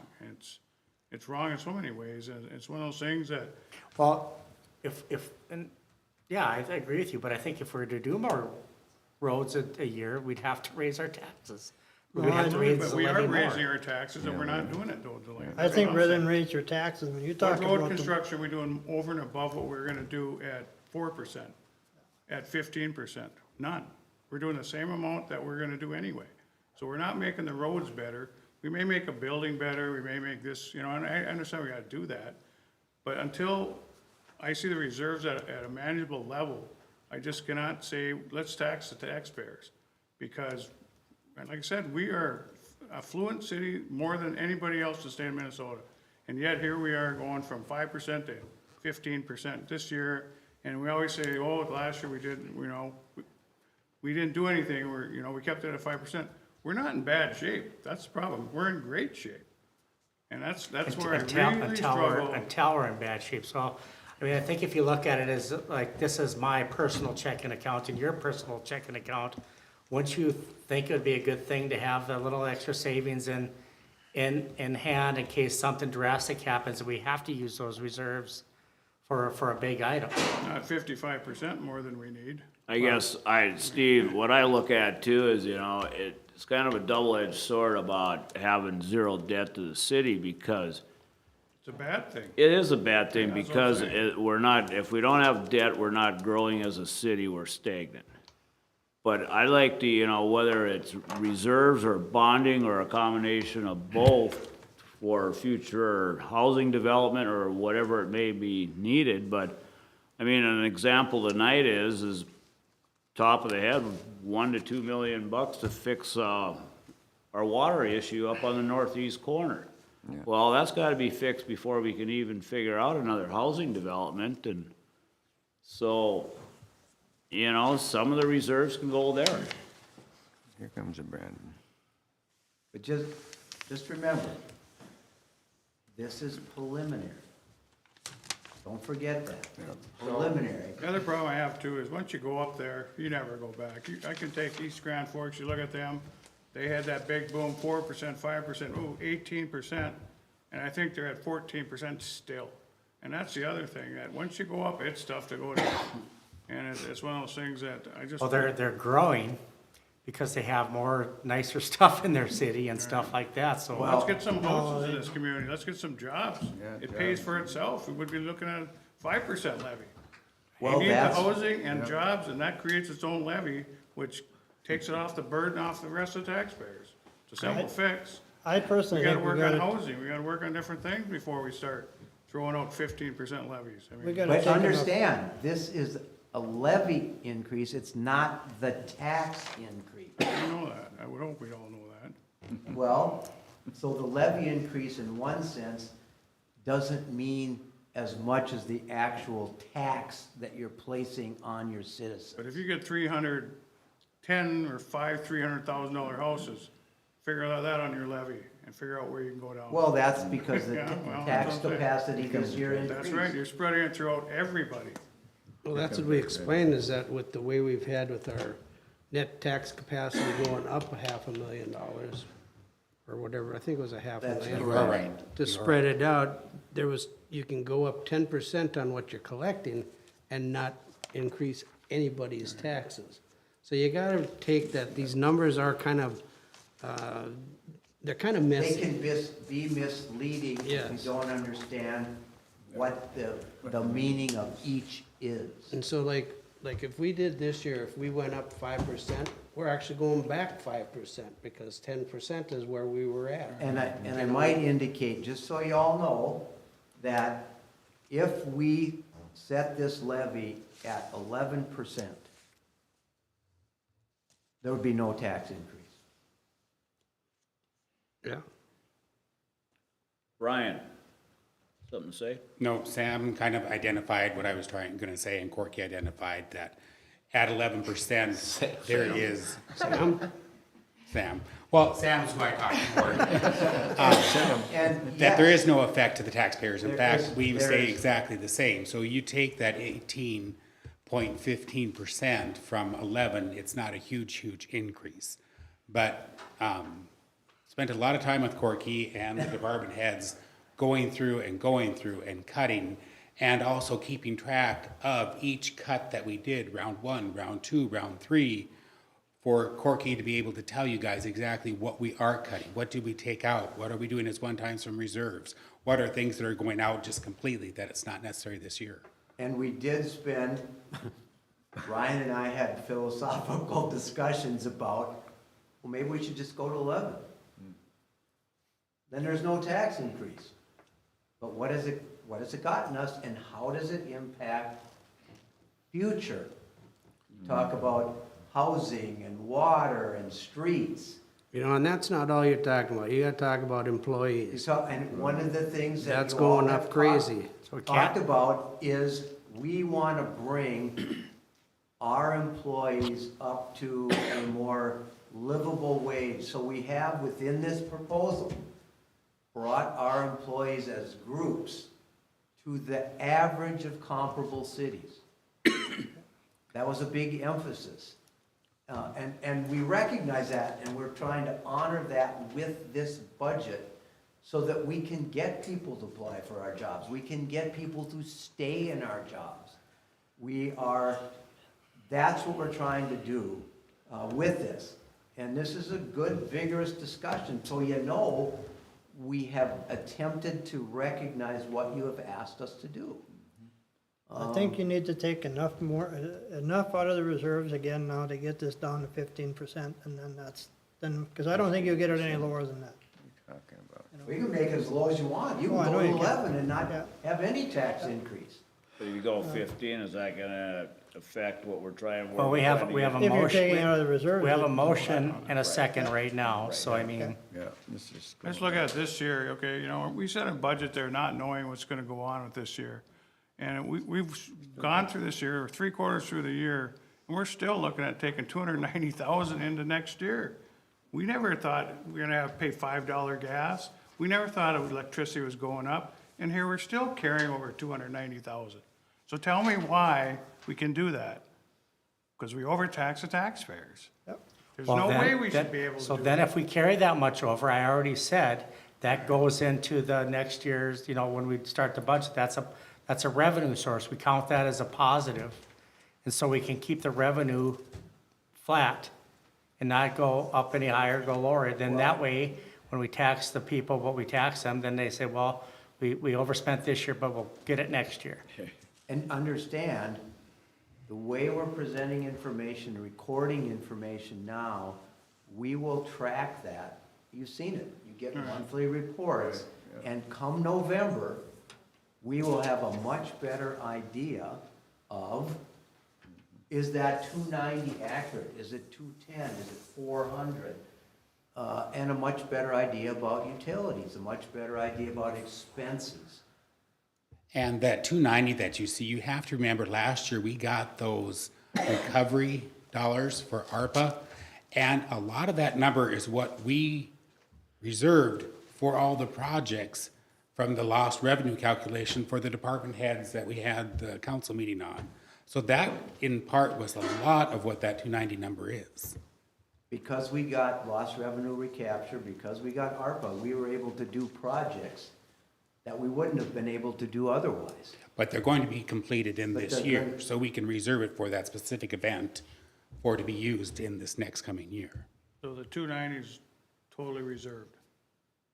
Pretty much all of it was from your ARPA dollars that we had reserved. So. Because you got payments Okay, at so there- 477,000. The other concern, I mean, then how do we still get to absorb that 30% stuff that increased from January to now and still have going in there without being negative 30%? I mean, how did the city have enough funds in that account to be able to go the whole year with a 30% increase in gas, electric, everything else, and still be fluent at the end of the year? I think when I show you guys more individual lines in the balance sheet of these and the expenditures, you're going to see where the budget for fuel might have been 40,000, but now they're at 56,000 that they went over. But what happens is that summary sheet that you're getting, that's just a single summary of the whole Fund 101. So there's a lot of things going on in that. It's not just the individual police and fire and all those. It's one huge pot. So I'm trying to separate it out and do a better financial statement to show you, okay, police, here's their revenues, expenses, where are they at for the percent of their budget? Do that for the fire, do it for park and rec and all those so that you have better numbers. So you're not just seeing the total gross number at the bottom. Because that's what I think is deceiving for you. Very. But you still have the opportunity at the budget hearing in December to make your final choice. You don't have to make it now. And just because it's happened in the past, we used to cook meat over campfires. We don't do that anymore. You don't have to do what's been done in the past, ever, if you don't want to. It's in your discretion. And if you want to change course, you can do that. Ours is just, Brian and my job is to give you information. So if you want to change course, you can change course. You just know what you're doing. We're not arguing that this should be locked in forever. This is just, we got to get a number. Just can't go higher. It can't go higher. Okay, we got a motion and a second. Call the question. Set the preliminary levy at 18.15%.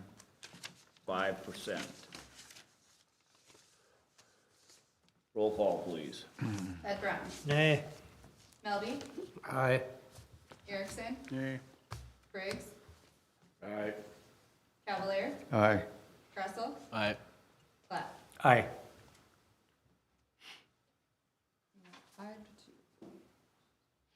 5-2. Motion carries. No, I'd ask that we do work on that. I mean, like I said, if we can get that down, I have no trouble where we're going with it. You guys are on the right path, but I just think we need to get more out of reserves. And your comment on LGA, to me, I think is kind of flawed too, because anytime I've gone to the city council things with the League of Minnesota Cities, it's not them. They're the ones that are saying, the Metro controls that too, and they're the ones that say, you're sitting with at 88% of your reserves and you're sitting with Fluent. They're the ones that make the votes on that, and that's where it's gonna go. It's not that they're gonna get rid of it, but they would love to get rid of it. The Metros, everything, and that's coming from the League of Minnesotas. I mean, every time I've gone down there, that's all they harp on, is it's like, you cannot be sitting on that much money and expect to keep going, because eventually, they're gonna win.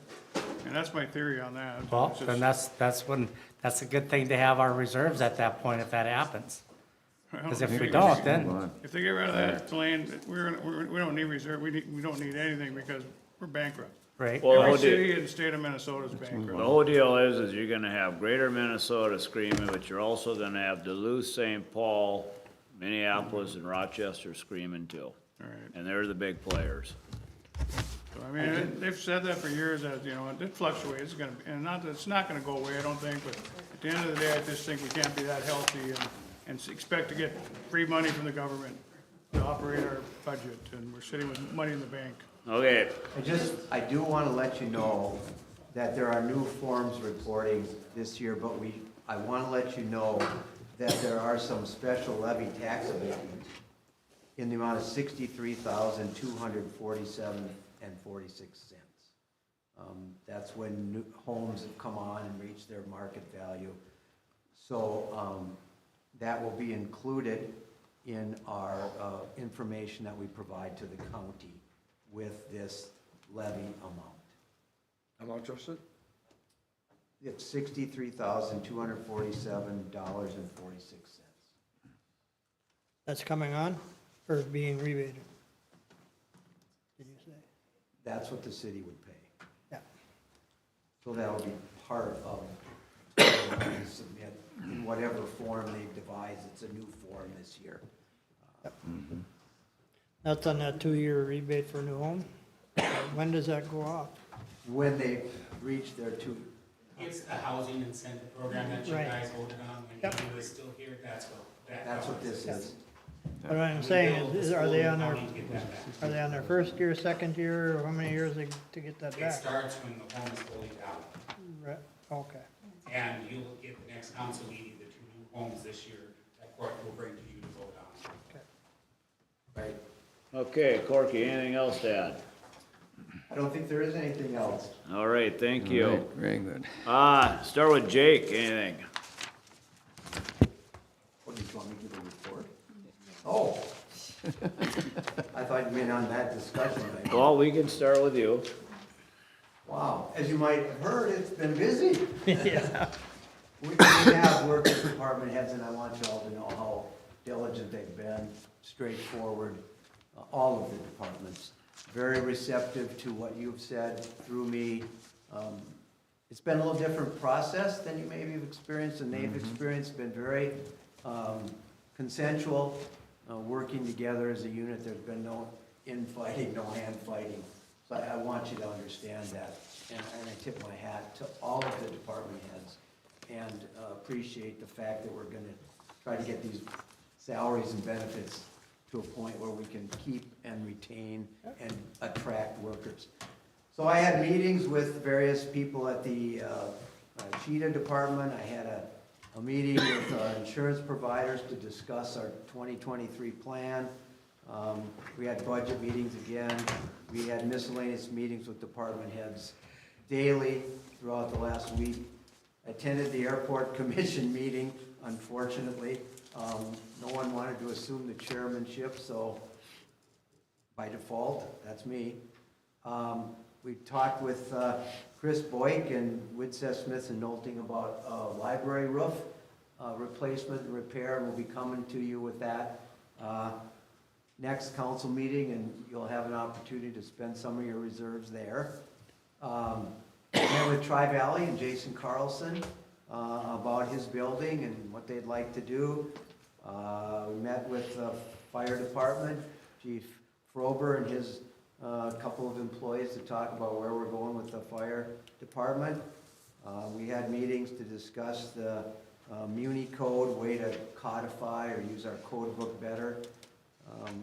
We met with the planning commission, and for those of you who weren't there, Wayne and I were at the Old Court cookout and had an opportunity to interact with those folks, and they really enjoyed that.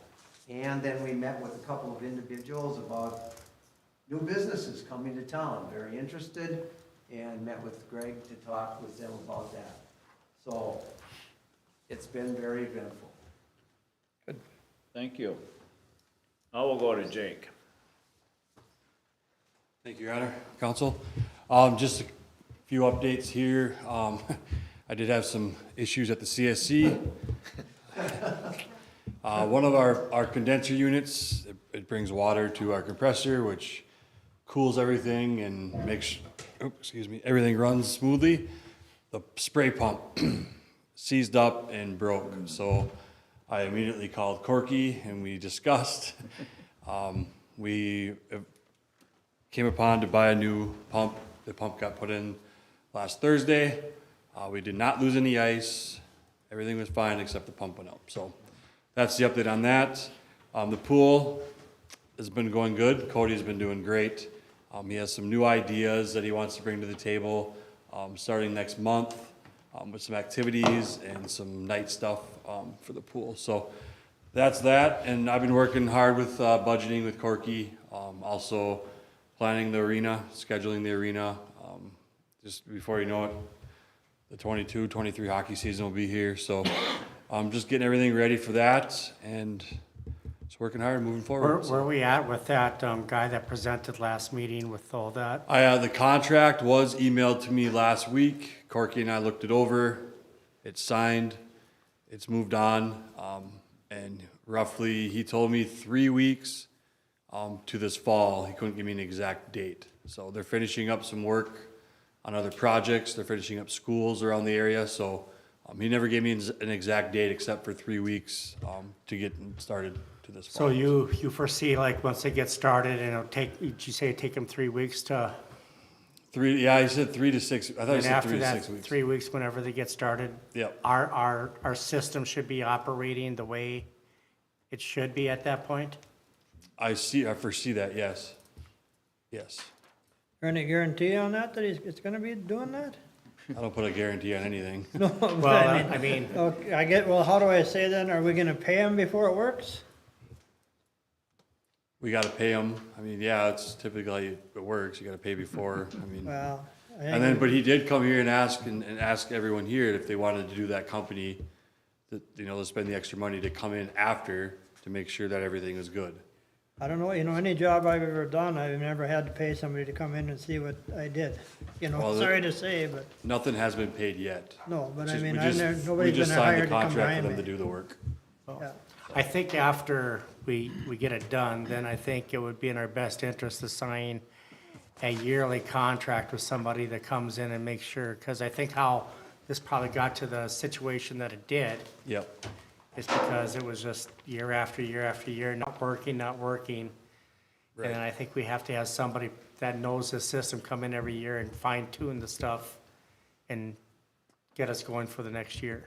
Councilman, that's the intention that we would bring forward at that time, is to either call for proposals or select someone and enter into either an annual or biannual, twice a year, review of this system to make sure that it doesn't go another 11 years before we find out it didn't work. Thank you. Thank you. Yes, Brandon, you're sitting close. You can go next. I've just been spending time preparing documentation for FEMA for the high water event. It's out for bids right now for the seeding of the areas that were damaged by the clay levees and some sandbagging. Same with some sidewalk repairs in those areas. Street crews are patching blacktop this week. I think that's the plan for the whole week, so try and get all our potholes filled in before winter and get as far as we can, get some blacktop around some manholes and whatnot. The pump install at lift station 1 is complete. They're gonna have to come back and do lift station 2, I believe, in about a week. Ian applied for some grants for some additional well monitoring equipment. We should hear by mid-October whether that gets funded or not. So we're hoping to do some additional monitoring of some wells that are a little ways outside of our pumping area, about a mile, just to get a better feel for what's going on out there. That's all I can think of for right now anyways, so. Okay, thanks, Brandon. Greg, anything? No report tonight, Your Honor. Thank you. Chad, anything? No, I have no report this evening, Your Honor. All right, Ryan?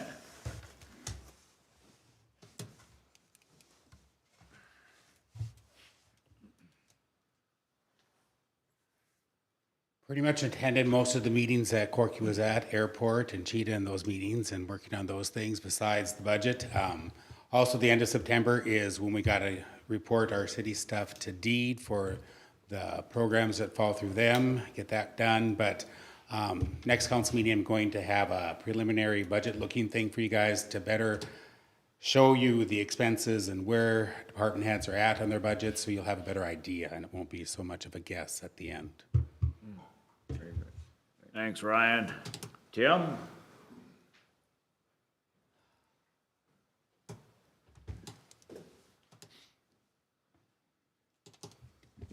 Thank you, Your Honor.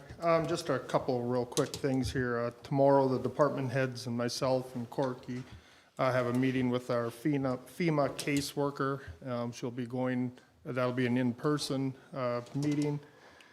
She'll be here tomorrow, and we'll start putting all of our numbers together for our, hopefully get some reimbursement money. So we'll start that process tomorrow. Fire Prevention Week is coming October 9th through the 15th. We'll be, visiting our schools, having our open house, a lot of activities going on that whole week. So that's a big thing for us. We're pretty excited about that. Our open house will be on actually October 15th. And just like every community in the nation, it seems like they're having troubles hiring first responders, whether it's police, fire, or EMS.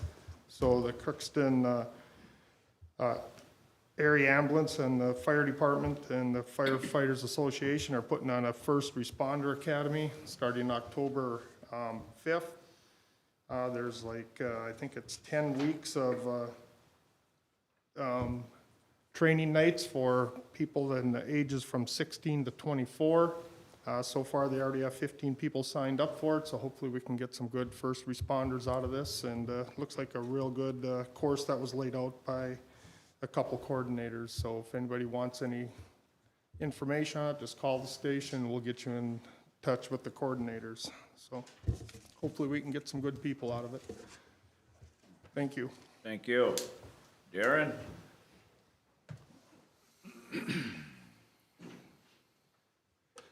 Thank you. Last Tuesday, the Crookston Police Department partnered with Riverview Health for an Ask a Pharmacist and Medication Take-Back event. It was hosted at the Nimmons Espigard Apartments in the community room. It was really well received. Several local residents attended. We collected several pounds of old medications. There was also a pharmacist on site from Riverview to discuss medications and various different things that way. So yeah, it was well received, and working with Riverview, it's going to turn into an annual event. So glad to partner and help that. Police Department and Brandon Carlson of Public Works and I are participating in an online auction, selling several surplus items, city property. You've maybe noticed currently we're running the public notice in local media. We'll be selling the items online through the state of Minnesota on MinBid, the same bidding website that we've used for several years now, had very good success through that. The police department, we have about 8 forfeited vehicles that we're selling. 2 or 3 of those are probably just going to scrap, but we do have 8. Again, we always try to do this in the fall, clean out our impound building, get ready for the snow. Brandon with Public Works, he has several surplus vehicles and other miscellaneous pieces of property. The sale starts on October 3rd. We'll run for 10 days, and all the property is being displayed south of the PD impound lot on the green space, across from the jail or the Kreitzberg property. So if anybody's asking or you want to go look, that property's out there. After a successful background, I did make a contingent job offer to a police candidate. He did accept.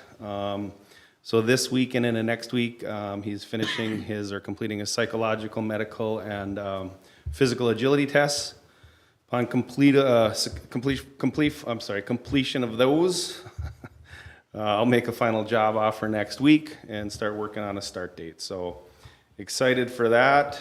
Should go smoothly, and so hopefully be excited to introduce you to a new police officer soon.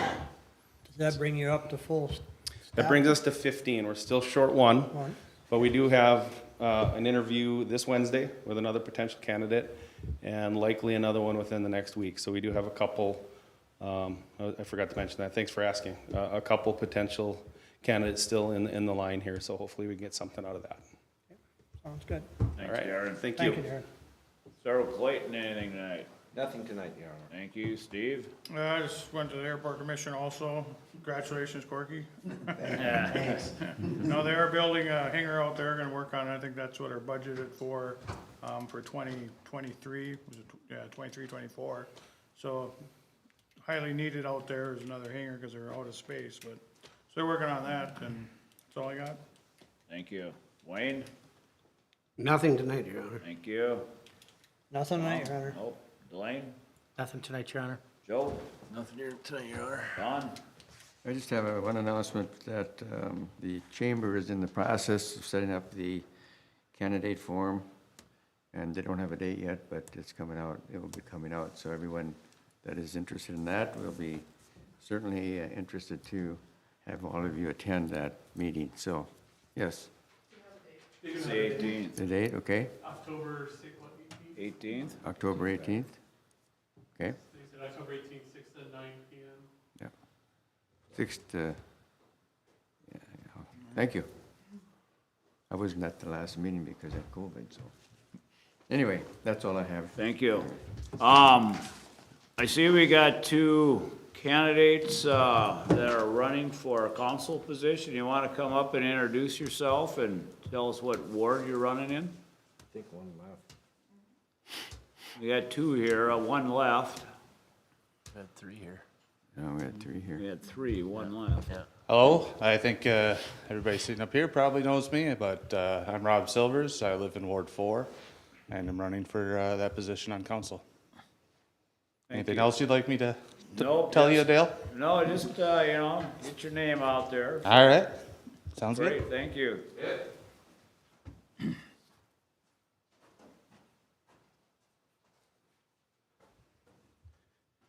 Lane DeVoe, I'm running for city council at large, All right, running for Tom's seat. okay, thank you. It's waiting for somebody.